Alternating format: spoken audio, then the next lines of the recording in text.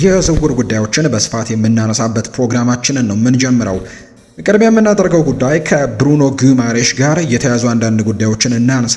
ብሩኖ ጉማሬሽ ትናንትና በይፋ ወደ አርሰናል ማምራት እንደሚፈልግ በይፋ መነገሩ የሚታወስ ነው። አርሰናሎች በዚህ የክረምት ተጫዋቾች የዝውውር መስኮት እንደውም ጥያቄ ካቀረቡላቸው ተጫዋቾች መካከል ወይም የመጀመሪያ ዙር ጥያቄዎች ከቀረበላቸው ተጫዋቾች መካከል አንደኛው እንደነበር የምናስታውሰው ነው። በዚህ የክረምት ተጫዋቾች የዝውውር መስኮት የአርሰናል እቅድ ግልጽ ነው። ምንም አይነት እንግዲህ ባለፈው የዝውውር መስኮት እንደነበረው አይነት ዝውውሮችን በርከት አድርገው የማስፈረም ምንም አይነት እቅድ እንደሌላቸው ይታወቃል። ነገር ግን አስፈላጊ በሆኑ ቦታዎች ላይ ቡድኑን ማጠናከር ትልቁ እቅዳቸው ነው። ከነዚህ መካከል አንደኛው የአማካይ ስፍራው እንደሆነ ይነገራል። ያንን ቦታ እንደሚያጠናክሩ ይታወቃል። ከዛ ውጪ የግራ የክንፍ መስመር አጥቂም ለማስፈረም እንግዲህ የግድ የሚንቀሳቀሱበት የዝውውር መስኮት እንደሆነ በትክክል ሲነገር እንደነበረ የምናስታውሰው ነውና የተለያዩ ቦታዎች ያሉ እነዛን ቦታዎች ለማጠናከር ነው በዚህ የዝውውር መስኮት አርሰናል በትልቁ እንቅስቃሴዎችን ያደርጋል ተብሎ የሚጠበቀው። ከነዛ መካከል አንደኛው እንዳልኳችሁ የአማካይ ስፍራ እንግዲህ ቦታ ነው።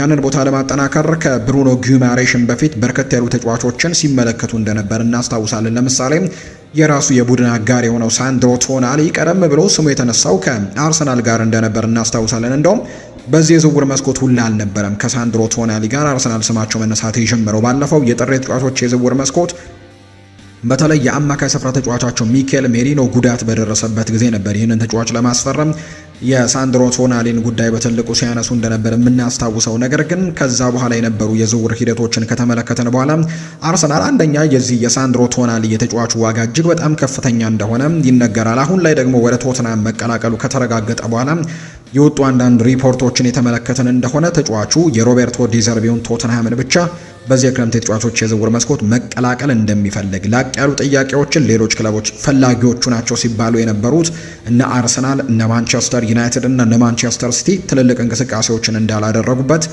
ሰምተናል። ፋብሪዚዮ ሮማኖ ወደ ቶትናም መቀላቀሉ ከተረጋገጠ በኋላ ይህንን ጉዳይ ይፋ ማድረጉን እናስታውሳለን። ሌላኛው ከአርሰናል ጋር በትልቁ ስሙ ሲነሳ የነበረው የአዩብ ቡዓዲ ጉዳይ ነው።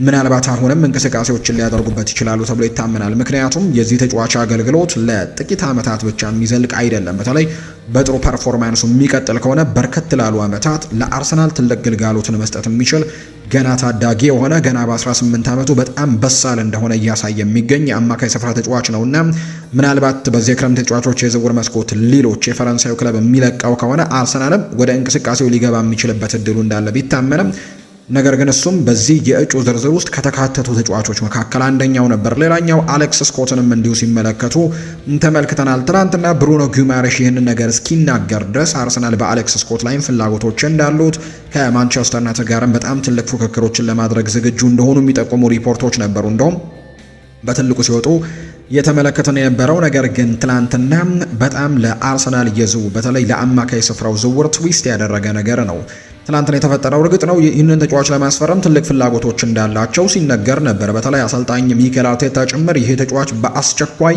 ወደ አርሰናል እንዲመጣላቸውም ትዕዛዝ ሲሰጡ እንደነበር እናስታውሳለን። ትልቁ እንቅፋት የነበረው የዚህ ተጫዋች በዓለም ዋንጫ ላይ መካፈሉ ነው። ዓለም ዋንጫ ላይ ከብራዚል ብሔራዊ ቡድን ጋር ስለነበር ዝውውሩን በቶሎ ማፋጠን ሳይቻል ቀርቶ ነበር። ነገር ግን ብራዚል ከውድድሩ ውጪ ከሆነች በኋላ ግን ይህንን ዝውውር ለማድረግ በጣም ፈጥነው ነው ወደ እንቅስቃሴ እንደገቡ የተነገሩት። ተጫዋቹ ደግሞ የአርሰናልን የዝውውር እንቅስቃሴ እንዳቀለልላቸው ይነገራል። በተለይ አንድሪያ ቤርታ ውስጥ ለውስጡን በጣም ትልቅ ስራዎችን ሲሰራ እንደነበር ነው የሚነገረው። በተለይ የአርሰናል ደጋፊዎችና በአርሰናል ሰዎች ዘንድ ያሉ አንዳንድ ሰዎች የጀረሚ ሞንጋ ታዳጊው የሌስተር ሲቲ ታዳጊ ወደ ማንቸስተር ሲቲ መቀላቀሉ ወይም የአርሰናል ተስማምቶ እንደነበር እናስታወው ወዲያው ትዊስት አድርገው ግን ወደ ማንቸስተር ሲቲ መሄዱ አንድሪያ ቤርታ ላይ ለመጀመሪያ ጊዜ ምናልባት ትንሽ ቅሬታዎች የተፈጠሩበት ዝውውር እንደነበር እናስታውሳለን። በድጋሚ ግን ወደ ድንቅ ስራው እንደተመለሰ በርካቶች ያነሳሉ። ብሩኖ ጉማሬሽን ለማስፈረም አሁን ለአርሰናል በጣም መንገዱ የተመቻቸ ቀና የሆነ መንገድም እንዳገኙ ነው እየተገለጸ የሚገኘው። ምክንያቱም ተጫዋቹ ለኒውካስል ዩናይትድ በይፋ ተናግሯል። አሁን ላይ አርሰናልን መቀላቀል እንደሚፈልግ ከኒውካስል ዩናይትድ ጋርም መለየት እንደሚፈልግና ለመልቀቅ ዝግጁ እንደሆነ ነው ታማኝ የሚባለው የዘ አትሌቲኩ ዘጋቢ ዳቪድ ኦርነስቲን ነው ይህንን መረጃ ይፋ ያደረገውና ለአርሰናል በጣም መልካሙ ዜና ለኒውካስል ዩናይትድ ግን ሌላ አስከፊ የዝውውር መስኮት ሊሆን ይችላል ተብሎ ይታመናል። ምክንያቱም አምና እንዲሁ አሌክዛንደር ኢሳክን አጥተው በዚህ የውድድር ዓመት በጣም አስቸጋሪ የሚባል ጊዜያቶችን ሲያሳልፉ እንደነበር እናስታውሳለን። በፕሪሚየር ሊግ እሱ ያስቆጠረውን ያክል እንኳን ጎሎችን ለማስቆጠር በጣም ተቸግረው ነበር። እንደውም የአሌክዛንደር ኢሳክ መውጣትን ተከትሎ የመጡትና ዩኤን ዊሳና ኒክ ቮልትማደ እንኳን እሱን አሌክዛንደር ኢሳክ ያስቆጠረውን ጎል ሊያስቆጠሩ ይቅርና በውድድር ዓመቱ በፕሪሚየር ሊጉ ቶፕ ጎል ስኮረር የኒውካስል ዩናይትድ ሆኖ እንኳን ያጠናቀቀው የአማካይ ስፍራ ተጫዋቹ ብሩኖ ጉማሬሽ እንደነበር የምናስታውሰው ነውና ከአጥቂዎቻቸው በፕሪሚየር ሊግ ጎል ለማግኘት በጣም ተቸግረው እንደነበር በደረጃ ሰንጠረዡም ከወገብ በታች ያጠናቀቁበትም ትልቁ ምክንያት በክረምቱ አሌክዛንደር ኢሳክን አሳልፈው የሰጡበት ጊዜ እንደነበር እናስታውሳለን። ያኔ ምንም እንኳን ተገደው ቢሆንም ተጫዋቹ ወደ ሊቨርፑል ለማምራት ሙሉ ነገሩን እንግዲህ ኒውካስልን ሲያስጨንቅ እንደነበር የምናስታውሰው ቢሆንም በዚህ የዝውውር መስኮትም እንደውም ከዛኛው የባሰ በጣም የከፋ የዝውውር መስኮት ሊሆንባቸው እንደሚችል የሚጠቁሙ ነገሮችን ነው ገና በጥቂት ጊዜያቶች ውስጥ እየተመለከትን የምንገኘው። ምክንያቱም ያለፈው የውድድር ዓመት የኒውካስል ዩናይትድ በጣም ምርጡ ተጫዋች የሚባለው ከዛ ውጪ በፕሪሚየር ሊግ እንኳን ባይሆን በአጠቃላይ በኒውካስል ዩናይትድ ያለፈው የውድድር ዓመት በ2025-26 የውድድር ዓመት በርከት ያሉ ግቦችን ያስቆጠረው በሁሉም ቶርናመንት ማለት ነው የአውሮፓ ቻምፒየንስ ሊግን ጨምሮ እንዲሁ ፕሪሚየር ሊግን ጨምሮ ሌሎችም በተሳተፉባቸው ውድድሮች ላይ ቶፕ ጎል ስኮረራቸው የነበረው አንቶኒ ጎርደን ገና የዝውውር መስኮቱ ከመከፈቱ ነው ወደ ባርሴሎና ማምራቱን የምናስታውሰው።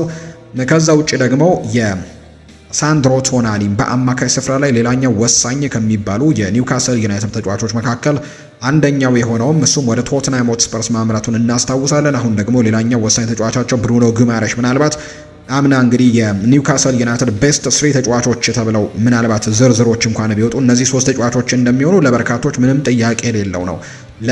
የኒውካስል ዩናይትድ ጨዋታዎችን የሚመለከት ለኒውካስል በጣም ቅርብ የሆኑ የመረጃ ምንጮችን የሚከታተል ሰው ባለፈው የውድድር ዓመት የኒውካስል ዩናይትድ ምርጥ 3 ተጫዋቾች ተብለው እንኳን ቢጠቀሱ ጉማሬሽ፣ አንቶኒ ጎርደን እና ሳንድሮ ቶናሊ እንደሚሆኑ ምንም ጥያቄ የለውም እና እነዚህን 3 ተጫዋቾች ነው በአንድ የዝውውር መስኮት ለማጣት የተገደደውና ሁለቱን ቀድሞ ማጣቱ በተለይ አንቶኒ ጎርደን እና ሳንድሮ ቶናሊን ቀድሞ መስጠቱ ብሩኖ ጉማሬሽ ላይ ጨከን እንዲል ሊያደርገው ይችላል። ይህን ተጫዋች ለማቆየት በጣም ጠንከር ይላል ተብሎ ተጠብቆ ነበር። ነገር ግን አሁን ተጫዋቹ በይፋ ተናግሯል። ልክ አሌክዛንደር ኢሳክ እንዳደረገው አይነት ሙከራዎችን ሊያደርግ ይችላል። ምናልባት እንኳን ኒውካስል ዩናይትድ ይህንን ተጫዋች አልለቅም ብሎ ቢቀመጥና በጣም ከባድ ጊዜያቶችን ኒውካስል በሚቀጥለው የውድድር ዓመትም ያሳልፋል ተብሎ ነው የሚታሰበው። ምናልባት ግን በዝውውር መስኮቱ ላይ በትልቁ እንቅስቃሴዎችን የማያደርጉ ከሆነ ለአርሰናል ግን በጣም ትልቅ የምስራች ነው የሚሆነው። በተለይ ባለፈው የውድድር ዓመት ወደ መጨረሻዎቹ አካባቢ ላይ የአማካይ ስፍራቸው በተለይ የማርቲን ዙቢሜንዲ ደከም ማለት ባለፈው የውድድር ዓመት በጣም እንዲቸገሩ አድርጓቸው ነበር። በመጨረሻዎቹ ሳምንታት ላይ ምስጋና ለማይልስ ሉዊስ ስኬሊ ይግባና እሱ በዛ ቦታ ላይ ሆኖ በጣም ጥሩ ነገሮችን መስጠት ችሎ እንግዲህ ጥሩ ነገሮችን ማበረከት ቻለ እንጂ የማርቲን ዙቢሜንዲ ተደጋጋሚ ስህተቶችን ወደ ዓመቱ መጨረሻዎቹ አካባቢዎች ላይ ስንመለከት ነበር። ይሄ ነገሩ ቀጥሎ በዚህ የዓለም ዋንጫ ላይም በሉዊስ ዴላ ፉዌንቴ ስብስብ ውስጥ ጭምር በቋሚነት እንዳይሰለፍም እንዳደረገው ጭምር እየተመለከተን እንገኛለን። እስካሁን ስፔን ባደረገችው የዓለም ዋንጫ መርሃ ግብሮች ላይ የቋሚ ተሰላፊነት እድልን የጨዋታ ደቂቃዎችን ጭምር እንዳላገኘ የሚያሳዩ መረጃዎችን እየተመለከተን እንደምንገኝ ነው የዘገባዎቹ የሚጠቁሙትና በዚህ መሰረትም ለብሩኖ ጉማሬሽ ወደዚህ ቡድን መምጣት ግን በጣም ትልቅ አበረክቶች ይኖሩታል ተብሎ ይታሰባል። ከዛ ውጪ ግን ከዴክላን ራይስ ጋር በጣም ድንቅ የሚባል ጥምረትን ሊፈጥሩ እንደሚችሉ በርካቶች ያምናሉ። ሁለቱም ጥሩ የሚባል አይነት ነገሮችን መስጠት የሚችሉ ቨርሳታይል የሚባሉ አይነት ተጫዋቾች ናቸው። በ6 ቁጥርም በ8 ቁጥርም ሁለቱም ማገልገል የሚችሉ ከመሆናቸው ጋር በተያያዘ እንግዲህ እየተቀያየሩ በጣም ጥሩ አገልግሎቶችን ይሰጣል ተብሎ ይታሰባል። ከዛ ውጪ ለአርሰናል ምናልባት የብሩኖ ጉማሬሽ መምጣት ግን ዴክላን ራይስ በተለይ ባለፈው የውድድር ዓመት አሁንም ድረስ የዓለም ዋንጫውን ጨምሮ በጣም በወጥነት ለረጅም ጊዜያቶች እየተጫወተ ነው የሚገኘውና ከጉዳት ጋር እየታገለ ጭምር እየተጫወተ እንደሆነ እየተመለከተ ነው። ለአርሰናል ያለፈው የውድድር ዓመት የፕሪሚየር ሊጉን ዋንጫ እንዲያነሳ ምናልባት በቀዳሚነት የምንጠቅሰው አይነት ተጫዋች ነው። አርሰናሎችም የዚህ የውድድር ዓመት የዓመቱ ምርጥ ተጫዋቻቸውን ይፋ ሲያደርጉ ዴክላን ራይስን ነው በበላይነት ወይም በአንደኝነት ያስቀመጡትና ዓመቱን ሙሉ ለዚህ ቡድን በጣም ያለውን ነገር በሙሉ ሲሰጥ የነበረ ተጫዋች ነው። ከጉዳት ጋርም እየታገለም ሆኖ ማለት ነው። አሁንም በጉዳት ላይ ሆኖ የዓለም ዋንጫ ላይ ጨዋታዎችን እያደረገ እንዳለ ይታወቃልና እንደዚህ አይነት ወሳኝ የሚባሉ ተጫዋቾችን አንዳንድ ጊዜ ለማሳረፍ ደግሞ የስኳድ ዴብዞችን ማስፋት በጣም ትልቅ ውሳኔ ይሆናል ተብሎ ይታሰባል። አርሰናል ባለፉት የውድድር ዓመታት በትልቁ ሲሰራ ከነበራቸው በጣም በጎ ከሚባሉ ጉዳዮች አንደኛው ስኳድ ዴብዙን ማስፋት ነው። በአንድ ቦታ ላይ 2 ጥሩ የሚባሉ ተጫዋቾችን ማኖር ነውና ያንን ነገር ደግሞ ብሩኖ ጉማሬሽ የሚመጣ ከሆነ በአማካይ ስፍራ ላይ እየተፈራረቁ አንዱ ረፍት ሲያደርግ ሌሎቹ በደንብ ቡድኑን መምራት የሚችሉ በጣም ጥራት ያላቸው ተጫዋቾችን በአማካይ ስፍራው ላይ ስኳድ ዴብዙን እየሰራ እንደሚገኝ ነው እየተገለጸ የሚገኘው። እርግጥ ነው እድሜው 28 ነው። በጣም ለረጅም ጊዜያቶች ያገለግላል ተብሎ ባይጠበቅም ነገር ግን አርሰናል በቅርብ ለሚፈልገው የፕሪሚየር ሊጉን ዋንጫ ደግሞ ደጋግሞ ለማሸነፍ ለሚፈልገው ምኞት፣ ከዛ ውጭ ደግሞ የአውሮፓ ሻምፒዮን ለመሆንም ለሚያስበው ስኬትም ደግሞ እንደዚህ አይነት ተጫዋቾች በጣም ወሳኝ አበርክቶችን በቅርብ ዓመታት ውስጥ ሊሰጡ ይችላሉ ተብሎ ይታሰባል። አርሰናል ባለፈው የውድድር ዓመት ፕሪሚየር ሊጉን አሸንፏል።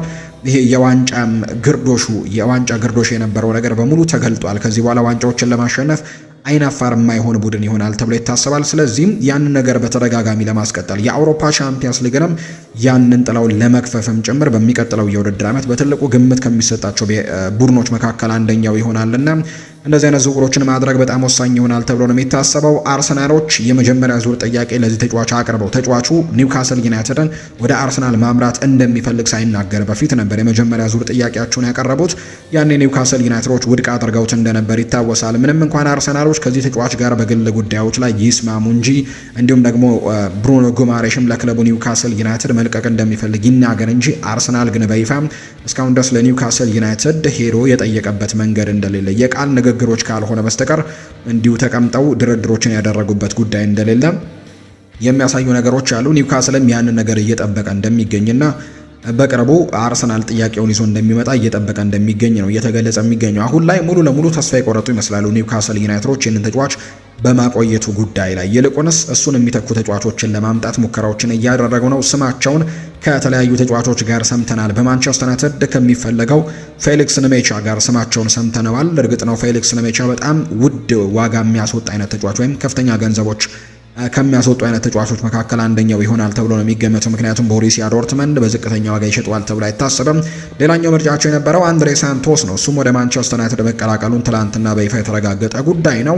ሌላኛው የሚፈልጉት ደግሞ በዓለም ዋንጫው ላይ በጣም ድንቅ ጊዜን እያሳለፈ የሚገኘው የስዊዘርላንድ ብሔራዊ ቡድን አማካይ የሆነው ማንዛን ቢንም ለማስፈረም እንቅስቃሴዎችን በቅርቡ ያደርጋሉ ተብሎ ይታሰባል። የኤዲሃው ቡድን ያለ ብሩኖ ጊማሬሽ የሚቀጥለውን የውድድር ዓመት ስለማሰብ እያቀደ እንደሚገኝ ነው እየተገለጸ የሚገኘውና አርሰናል ይህንን ተጫዋች ማስፈረማቸው በጣም ትልቅ ነገሮችን ያገኙበታል ተብሎ ይታሰባል። ለሚቀጥለው የውድድር ዓመት ይሆናል ተብሎ ይታሰባልና እንግዲህ ወደ 60 እና ከ60 እስከ 70 ሚሊዮን ፓውንድ አካባቢ በሚቀመጥ ገንዘብ ይህንን ተጫዋች ለማስፈረም ጥረቶችን ያደርጋሉ ተብሎ ነው የሚታሰበው። በአጠቃላይ ግን ብሩኖ ጉማሬሽ ወደ አርሰናል የማምራት እድሉ አሁን በጣም ሰፊ የሆነ ደረጃ ላይ እንደደረሰ ነው የተነገረው።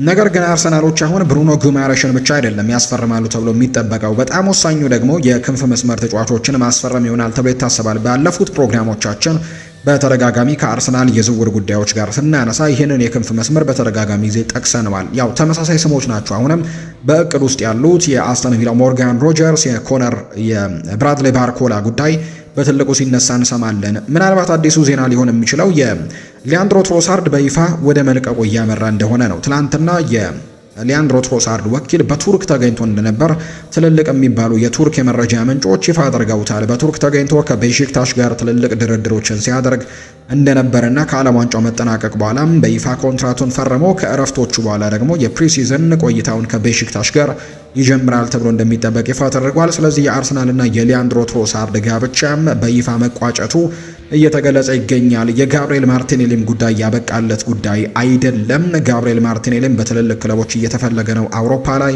ከዛ ውጭ ደግሞ ሌሎች ክለቦችም ጭምር ከወደ ሳዑዲ አረቢያም የሚፈልጉት አይነት ተጫዋቾች እንዳሉ የሚያሳዩ መረጃዎች እየወጡ ነውና የዚህም ተጫዋች መልቀቁ በጣም በትልቁ የሚነሳ ጉዳይ ነው። አርሰናሎች አሁንም ሞርጋን ሮጀርስ እና እንዲሁ ብራድሌ ባርኮ ላይ ትልልቅ እንቅስቃሴዎችን እያደረጉ ቢሆንም የሁለቱም ተጫዋቾች ዋጋ ግን እጅግ በጣም ከፍተኛ እንደሆነ እየተነገረ ነው። አስተን ቪላም ለሞርጋን ሮጀርስ የሚጠይቀው ዋጋ በጣም ከፍተኛ ነው። ፓሪስ ሳን ዠርሜንም ለብራድሌ ባርኮላ የሚጠይቀው ዋጋ እጅግ በጣም ከፍተኛ ነው ተብሎ ነው የሚታሰበው። ምናልባት ክሪስቶስ ዞሊስ ሌላኛው የአርሰናል ምርጫ ይሆናል ተብሎ ይታሰባል። እንደውም ዳቪድ ኦርነስቲን እንደሚናገረው ከሆነ አርሰናሎች ይህንን የግሪክ ብሔራዊ ቡድን ተጫዋች የሆነውን ክሪስቶስ ዞሊስን ለማስፈረም የሚፈልጉ ከሆነ ምንም አይነት መንዛዛት የሌለው ዝውውር ይሆናል፣ ወይም ወዲያው የሚፈጸም አይነት ዝውውር ይሆናል። ተጫዋቹ ዝግጁ ሆኖ እየጠበቀ ነው። ከዛ ውጭ ደግሞ ክለቡ አልሸጥም የሚልበት ምንም አይነት ምክንያት እንደሌለው ጭምር ነው እየተናገሩ የሚገኙትና ምናልባት የእነዚህ ሁለት ተጫዋቾች ዝውውር እንኳን የማይሳካ ከሆነ አርሰናል ወደ ክሪስቶስ ዞሊስ ዝውውር ሊያመራ ይችላል ተብሎ ይጠበቃል። ነገር ግን ክሪስቶስ ዞሊስን ለማስፈረም ይሄ የመጀመሪያ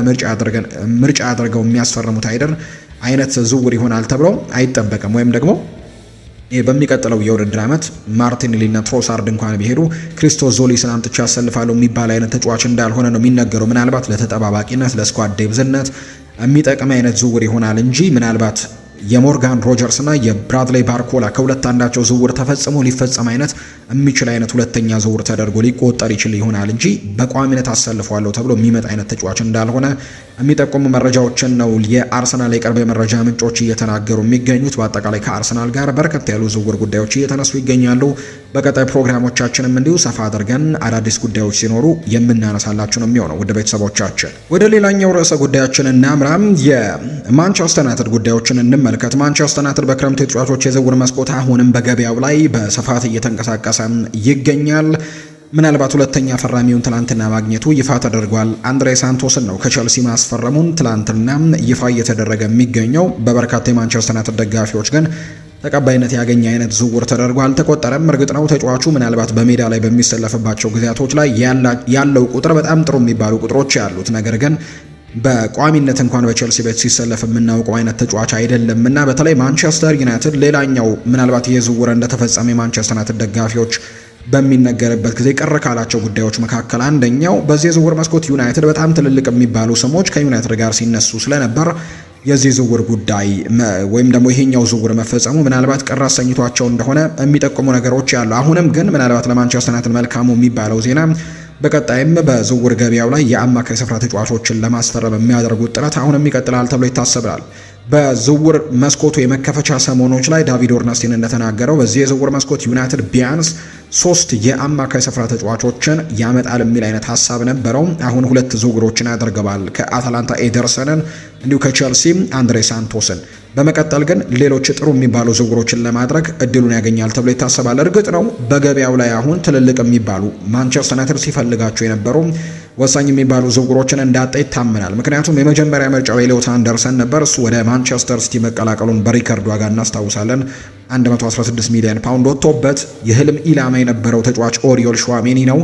እሱም ወደ የትኛው ክለብ አልዘዋወረም። ነገር ግን እሱን የማስፈረም እድላቸው አሁን በጣም ጠባብ ሆኗል። ምክንያቱም ጆዜ ሞሪኒዮ ይሄ ተጫዋች በሪያል ማድሪድ ቤት ኮንትራቱን እንዲያራዝም በጠየቁት መሰረት ኮንትራቱን ለማራዘም ተስማምቷል። ለ5 ዓመታት ለሚቀጥሉት 5 ዓመታት በክለቡ ለመቆየትም ስምምነት ላይ መድረሱን የሚያሳዩ ሪፖርቶችን ሰምተናልና የህልም ኢላማ የነበረው ወይም ደግሞ የማንቸስተር ዩናይትድ ህልም የነበረው ተጫዋችም ዝውውር ጉዳይ አሁን ላይ ያከተመ ጉዳይ እንደሆነ እየተነገረ ነው። ሌላኛው ሳንድሮ ቶናሊ የማንቸስተር ዩናይትድ ሁለተኛው ተፈላጊ ተጫዋች እንደሆነ ይነገር ነበር። እሱንም እንግዲህ ወደ ቶተንሃም ሆትስፐርስ መዘዋወሩን እናስታውሳለን። ሌላኛው ማቲዮስ ፈርናንዴስ ነበር።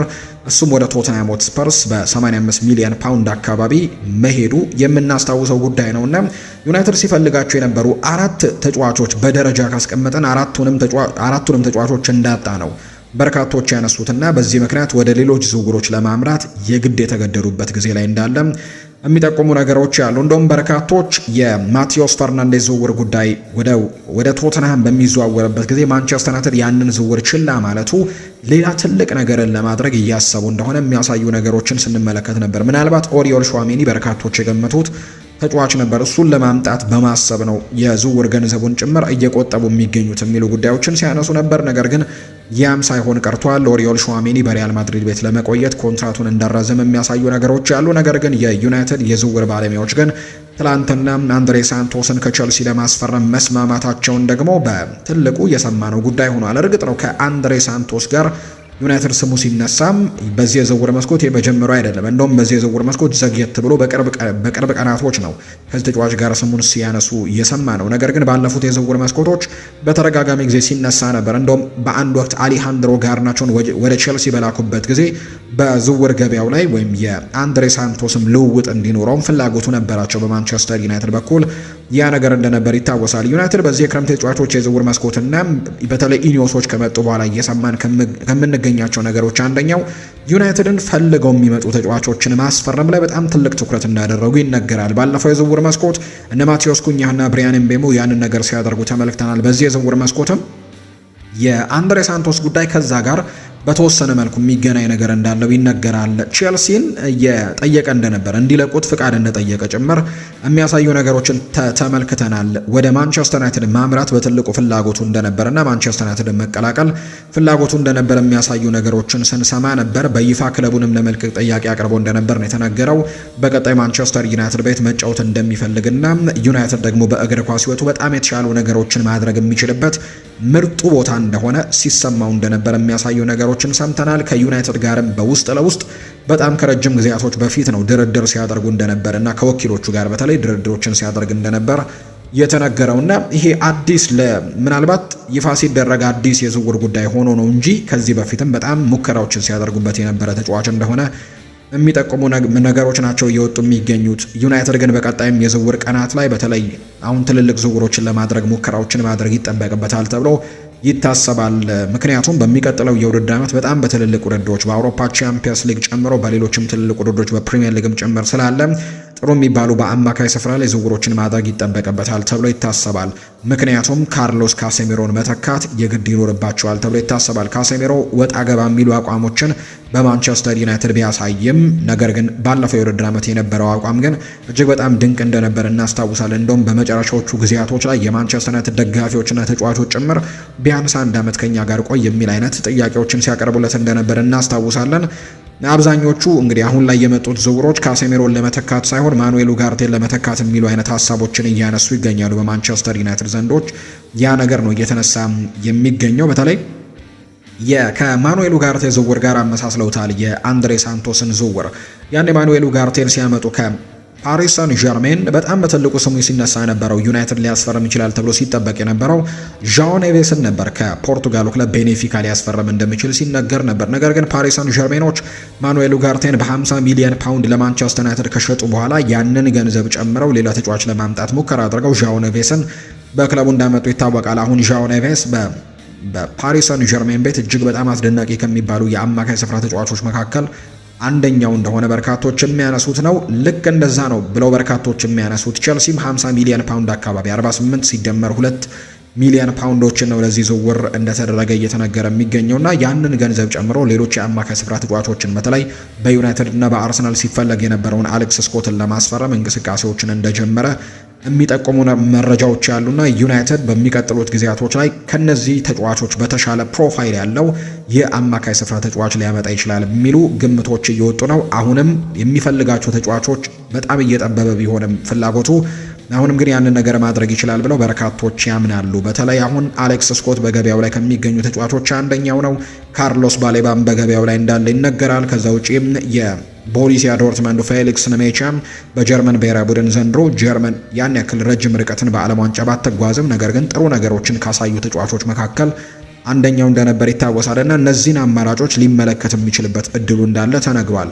ያው ከብሩኖ ጉማሬሽ ጋርም የተነሱበት አንዳንድ አጋጣሚዎች ያሉ፣ ነገር ግን ብሩኖ ጉማሬሽ ትላንትና ፍላጎቱን በይፋ ወደ አርሰናል ማድረጉን ተከትሎ ዩናይትድ ከዚህ በኋላ በዚህ ተጫዋች ላይ እንቅስቃሴዎችን ያደርጋል ተብሎ አይታመንም። ምክንያቱም ዩናይትድ ማንቸስተር ዩናይትድን መቀላቀል የሚፈልጉ ተጫዋቾችን ለማስፈረም ጥረቶችን የሚያደርጉ አመራሮች ወይም ኢኒዮሶች እንዳሉት ነው እየተገለጸ የሚገኘውና በቀጣይ ሌሎች ዝውውሮችን ያደርጋል ተብሎ ይጠበቃል። አንድሬ ሳንቶስ በ48 ሚሊዮን ፓውንድ ሲደመር 2 ሚሊዮን ፓውንድ ወደ ማንቸስተር ዩናይትድ መቀላቀሉ የሚያሳዩ መረጃዎች ይፋ ተደርገዋል። ዩናይትድ ይህንን የዝውውር መስኮት ሲጀምር 150 ሚሊዮን ፓውንዶችን ለአማካይ ስፍራ ተጫዋች መድቦ እንደጀመረ እናስታውሳለን። የኢኒዮስ አመራሮች ዩናይትድ በዚህ የክረምት ተጫዋቾች የዝውውር መስኮት ለአማካይ ብቻ ወይም ለመሃል ሜዳው ስፍራ ብቻ 150 ሚሊዮን ፓውንዶችን እንደመደቡ ሲነገር ነበር። የእነዚህ ሁለት ተጫዋቾች ዝውውር ወደ 85 ሚሊዮን ፓውንድ አካባቢ አውጥቷል። የአንድሬ ሳንቶስ እና የኤደርሰን ጉዳይ ሁለቱም እስካሁን ድረስ በይፋ ማንቸስተር ዩናይትድ ባያረጋግጣቸውም ነገር ግን በጣም የተቃረቡ ዝውውሮች እንደሆኑ የሕክምና ምርመራዎች በቅርቡ እንደሚጠናቀቁ የተገለጹ ዝውውሮች ናቸው። ስለዚህ 85 ሚሊዮን ፓውንድ አካባቢ ሁለቱ ዝውውሮች አውጥተዋልና ቀሪውን ገንዘብ በጥሩ ተጫዋቾች ላይ ለማውጣት ይበቃሉ የሚለው ነገርም አሁን አሳሳቢ ነው በማንቸስተር ዩናይትድ በኩል። ምክንያቱም አሁን በገበያው ላይ እየሰማን የምንገኘው የገንዘብ መጠን በጣም ትልልቅ የሚባሉ ናቸውና ቀሪው 65 ሚሊዮን ፓውንድ አካባቢ ነውና በ65 ሚሊዮን ፓውንድ የትኛውን ተጫዋች ያስፈርማሉ? ምናልባት ዋጋውን ጨመር አድርገው ለማስፈረም ሙከራዎችን የማያደርጉ ከሆነ የሚሉ ጥያቄዎች ይነሳሉ። አሌክስ ስኮት በቀጣይ ከማንቸስተር ዩናይትድ ጋር ከሚነሱ ስሞች መካከል አንደኛው ይሆናል ተብሎ እንደሚጠበቅ ነው የመረጃ ምንጮቹ ይፋ እያደረጉ የሚገኙት። ሌላኛው ከዚህ ተጫዋች ጋር ግን አንዳንድ ቁጥራዊ መረጃዎችን እየተመለከትን ነበር እና አንዳንድ ጥሩ ቁጥሮች እንዳሉት ማየት ይቻላል። እርግጥ ነው በቼልሲ ቤት በቋሚነት በተደጋጋሚ የሚሰለፍ አይነት ተጫዋች አይደለም። የጎል አበርክቶችንም የማድረግ እድሉ ወይም ደግሞ ጎሎች የማስቆጠር ነገሩ ወይም ደግሞ አሲስት የማድረግም ነገሩ ያን ያክል ትልቅ የሚባል እንዳልሆነ እየተመለከተን እንገኛለን። ነገር ግን አንዳንድ ጥሩ ቁጥሮች እንዳሉት ወይም ስታቲስቲክሶቹን ስንመለከት በጣም አንዳንድ ጥሩ የሚባሉ ነገሮችን እንዳሉት እየተመለከተን እንገኛለን። ለምሳሌ ያክል ባለፈው የውድድር ዓመት በቼልሲ ቤት በቋሚነት እንኳን ባይሆን በተጠባባቂነትም ጭምር ተቀይሮ እየገባ በጀመራቸው ጨዋታዎች ግን 27 ያክል ጨዋታዎችን አድርጎ አንድ ጎል ብቻ ነው ማስቆጠር የቻለው። ምንም አይነት አሲስቶችንም ማድረግ ያልቻለበት የውድድር ዓመት እንደነበር እናስታውሳለን። በተመሳሳይ በአውሮፓ ቻምፒየንስ ሊግ አንድ አሲስቶችን ብቻ ማድረግ መቻሉን ነው የምናስታውሰው። በስትራስቡርግ በነበረበት ጊዜ ግን ጥሩ ቁጥሮች እንደነበሩት በርካቶች ያነሳሉ። በ2024-25 የውድድር ዓመት በስትራስቡርግ በፍሬንች ሊግ 1 32 ጨዋታዎችን አድርጎ 10 ጎሎችን አስቆጥሮ 3 አሲስቶችን ማድረጉን እናስታውሳለን። በጎል ቁጥሮች ላይ በተለይ ወደ እንግሊዝ ፕሪሚየር ሊግ ከመጣ በኋላ የጨዋታ የመሰለፍ እድሎቹም እየተገደቡ መምጣታቸውን ተከትሎ ጎል የማስቆጠሩ ነገሩን እንደቀነሰ ይታወቃል። አንድሬ ሳንቶስ ግን ባለፈው የውድድር ዓመት በተሰለፈባቸው ጨዋታዎችና ባገኛቸው ደቂቃዎች ከተመለከተን ኤሪያል ዱዌሎችን በማሸነፍ ወይም ደግሞ የመሬት ላይ 1 ለ1 ግንኙነቶችን በማሸነፍ ትልቅ ፐርሰንቴጅ እንደያዘ ይነገራል። 67.8 በመቶውን ያሸንፋል የመሬት ላይ 1 ለ1 ግንኙነቶችን። በዚህ ረገድ በፕሪሚየር ሊጉ ትልቅ ቁጥር ካላቸው ተጫዋቾች መካከል ቀዳሚው ደረጃ ላይ እንደተቀመጠ ነው ኦፕታ የተባለ የመረጃ ምንጭ ይፋ እያደረገ የሚገኘው። ሌላኛው ኦፕታ በጣም በትልቁ ካስቀመጠለት መረጃዎች መካከል አንደኛው አንድሬ ሳንቶስ ሰንጣቂ ፓሶችን ወይም ደግሞ ወደፊት የሚደረጉ ፎርዋርድ ፓሶችን እና ፕሮግሬሲቭ ፓሶችን በማድረግ የማጥቃት ፓሶችን በማድረግ በሊጉ 11ኛ ደረጃ ላይ ነው የተቀመጠው። ትልልቅ ከሚባሉ የአማካይ ስፍራ ተጫዋቾች መካከል 11ኛ ደረጃ ላይ ተቀምጧል በዚህ ቁጥር ማለት ነው። ከሱ በላይ የተቀመጡት እነ ካሴሜሮ፣ አዶም ዋርተን ነው አንደኛ ደረጃ ላይ ክሪስታል ፓላስ ተጫዋች የተቀመጠው። ከዛ ውጭ ግን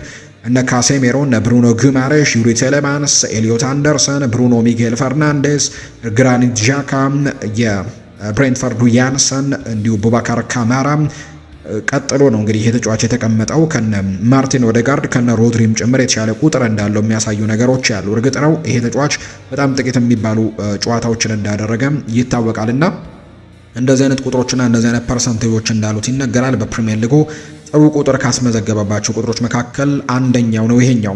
ዳቪድ ኦርንስቲን ትናንትና ይፋ ሲያደርግ ማንቸስተር ዩናይትድ በክረምት ተጫዋቾች የዝውውር መስኮት ግን በቀጣይ 2 ቢያንስ የአማካይ ስፍራ ተጫዋቾችን ሊጨምር የሚችልበት እድሉ እንዳለው በተለይ ስኳድ ዴብዙን በዛ ቦታ ላይ ማስፋት እንደሚፈልግ በይፋ ተናግሯል። ከዛ ውጭ ግን በአጠቃላይ ሌሎች ቦታዎችን ጨምሮ 4 ዝውውሮችን ሊያደርግ የሚችልበት እድሉ እንዳለው ነው እየተናገረ የሚገኘው። በቀጣይ ከነዚህ ተጫዋቾች ጋር በተያያዘ የትኞቹን ተጫዋቾች ለማስፈረም ማንቸስተር ዩናይትድ ጥረት ያደርጋል የሚለውን ጉዳይ እየተከታተልን ወደ እናንተ ማድረሳችንን የምንቀጥል ነው የሚሆነው። ከማንቸስተር ዩናይትድ ጋር በተያያዘ የሊቨርፑል ጥቂት ጉዳዮችን ደግሞ እናንሳ። በክረምት የተጫዋቾች የዝውውር መስኮት ሊቨርፑል በክንፍ መስመር ላይ የሚጫወቱ ተጫዋቾችን አሁንም እያሳደደ እንደሚገኝ የሚጠቁሙ መረጃዎች ናቸው እየወጡ የሚገኙት። አሁንም ተጫዋቾችን ለማስፈረም ሙከራዎችን እያደረጉ ነው። ከሊቨርፑል ጋር የተለያዩ መሐመድ ሳላህ በርከት ያሉ ክለቦች ለማስፈረም ጥረት እያደረጉ እንደሚገኙ ይታወቃል። እንግዲህ ሊቨርፑሎች እሱን ለመተካት ነው ጥረት እያደረጉ የሚገኙት። እሱ ግን ወደ ሳዑዲ ክለቦች የማምራት እድል እንዳለው የሚጠቁሙ መረጃዎችን እየሰማን እንገኛለን። በዓለም ዋንጫው ምክንያት ቀጣይ መዳረሻው የት እንደሆነ እስካሁን ድረስ ይፋ አልተደረገም ነበር። ነገር ግን አሁን ላይ የተለያዩ ጥያቄዎች እየቀረቡለት ነው። ከሳዑዲ አረቢያ ክለቦች በጣም በርከት ያሉ ፈላጊዎች ጥያቄዎችን እያቀረቡ ይገኛሉ። ከዛ ውጭ ሜጀር ሊግ ሶከርም መዳረሻዎችም እንዲሁ ሊሆኑ እንደሚችሉ የሚያሳዩ መረጃዎች እየወጡ ይገኛሉ። ከዛ ውጭ ግን አሁንም በአውሮፓ ላይ ፈላጊዎች እንዳሉት የሚያሳዩ መረጃዎችን እየተመለከትን ነው። ለምሳሌ ያክል የቀድሞ ክለቡ ሮማ የጣሊያኑ ክለብ ማለት ነው የጃምፔሮ ጋስፔሬኒ ቡድን ይህንን ተጫዋች ለማስፈረም ፍላጎቶች እንዳሉት የሚያሳዩ ነገሮች ያሉት። ከሮማ ነበር ወደ ሊቨርፑል እንደተቀላቀለ የምናስታውሰው። ይሄ የቀድሞ ክለብ ሮማም በድጋሚ ለማስፈረም እንቅስቃሴዎችን ያደርጋሉ ተብሎ ይታሰባል። ሌላኛው ዩቬንቱስም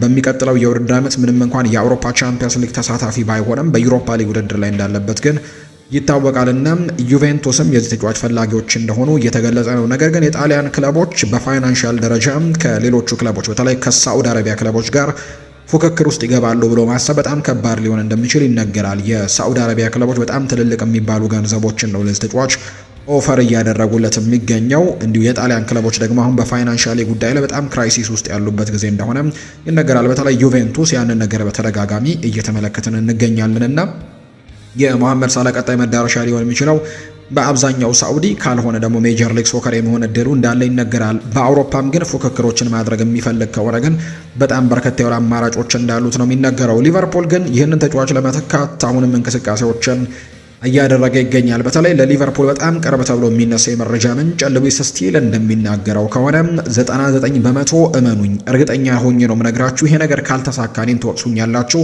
ሊቨርፑል በዚህ የክረምት ተጫዋቾች የዝውውር መስኮት የክንፍ መስመር ተጫዋቾችን ለማስፈረም ትልቅ ጥረት እያደረገ ነው ሲል ይናገራል። ኮዲ ጋክፖ አይለቅም ተብሎ ከሚያዙ ወይም ደግሞ የቡድኑ አይሸጥም ተብሎ ከሚያዙ ተጫዋቾች ዝርዝር ውስጥ የለበትም። ነገር ግን ይለቃል ተብሎ ግን አይጠበቅም በዚህ የዝውውር መስኮት። ስለዚህ እሱን ለመተካት እንቅስቃሴዎችን ያደርጋሉ ተብሎ አይታሰብም። ነገር ግን ሞሐመድ ሳላህን መተካት የሚችሉ ተጫዋቾችን ለማስፈረም ግን የግድ የሚንቀሳቀሱበት የዝውውር መስኮት ይሆናል ሲልም ጭምር ነው ሉዊስ ስቲል የሚናገረው። ከዛ ውጪ ሌላኛው ሉዊስ ስቲል ያነሳው ጉዳይ ደግሞ ምንድነው? የሞሐመድ ሳላህን ለመተካት እንግዲህ ተጫዋቾችን በሚያመጡበት ጊዜ የግድ ዝውውሮችን ለማድረግ ብቻ የሚመጡ አይነት ዝውውሮች ይሆናሉ ተብሎ አይጠበቅም ነው የሚለው። ወይም ደግሞ ያው አስፈረምን ለመባል ብቻ ወይም ደግሞ ዝውውሮችን አድርገናል ብቻ ለማለት የሚመጡ አይነት ዝውውሮች እንዳልሆኑ በእርግጠኝነት እነግራችኋለሁ ሲል ነው ሉዊስ ስቲል ጨምሮ የሚናገረው። ከዛ ይልቅ ግን በጣም የተጠኑ በጣም ጥሩ የሚባሉ የታቀደባቸው ዝውውሮችን ሊቨርፑል ለማድረግ ዝግጁ እንደሆነ የሚጠቁሙ ነገሮች ያሉ። ባለፉት ጥቂት ጊዜያት ከሊቨርፑል የክንፍ መስመር ተጫዋቾች እቅዶች ጋር በተያያዘ የሰማናቸው አንዳንድ ስሞች እንደነበሩ የምናስታውሰው ነው። ያው የብራይተኑ ያኩቡ ሚንቴ ስሙ ሲነሳ ሰምተነዋል በትልቁ። ያው ሞሐመድ ሳላህን ለመተካት ከሚደረጉ ዝውውሮች መካከል ምናልባት ሞሐመድ ሳላህን ለመተካት ይሆናሉ ተብሎ ከሚጠበቁ ዝውውሮች መካከል ላይሆን እንደሚችል በርካቶች ያምናሉ። ምክንያቱም ሌጀንድ ነው ሞሐመድ ሳላህ፣ በርከት ያሉ ነገሮችን ለዚህ ክለብ ያደረገ ተጫዋች ከመሆኑ ጋር በተያያዘ በያኩቡ ሚንቴ በጣም መተካት በጣም የማይታሰብም ጉዳይ እንደሆነ ነው በርካቶች የሚያነሱት። ምናልባት ግን ትልቁ ስም ብራድሊ ባርኮላ ነው ሊሆን የሚችለው። በጣም ፈጣን ነው፣ ለፕሪሚየር ሊግ የሚሆን አይነት ቅልጥፍና አለው። ከዛ ውጭ ደግሞ ከኳስ ጋርም በጣም ምቾት ያለው ተጫዋች እንደሆነ ይነገራልና ምናልባት ሊቨርፑል አሁን በገበያው ላይ እያሰባቸው ከሚገኙ ተጫዋቾች መካከል በስም ደረጃ የተሻለው የሚሆነው ይሄኛው ነው።